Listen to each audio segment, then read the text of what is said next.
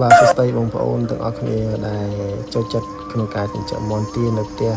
លក្ខណៈគ្រួសារអញ្ចឹងណាអញ្ចឹងថ្ងៃនេះខ្ញុំនឹងប្រាប់ពីវិធីសាស្ត្រនៅក្នុងការចិញ្ចឹមបែបធម្មជាតិហើយនឹងចំសំចៃថវិកាអញ្ចឹងនេះជាចំណីដែលខ្ញុំតែងតែឲ្យមាន់ទាខ្ញុំគាត់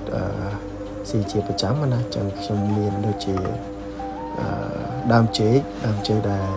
យើងកាប់ផ្លែហើយហ្នឹងយើងមកហាន់ហើយបុកមាត់មកលាយជាមួយនឹងកន្ទុកអញ្ចឹងដើមចេកនេះខ្ញុំប្រើសម្រាប់ទាខ្ញុំ20ក្បាល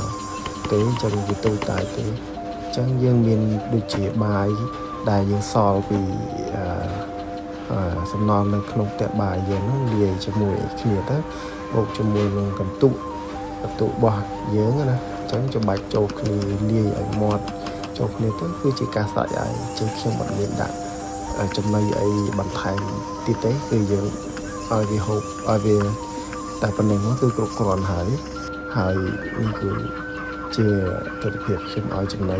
គឺមាន់ទីខ្ញុំគឺវាស៊ីជាប្រចាំហើយវាធំ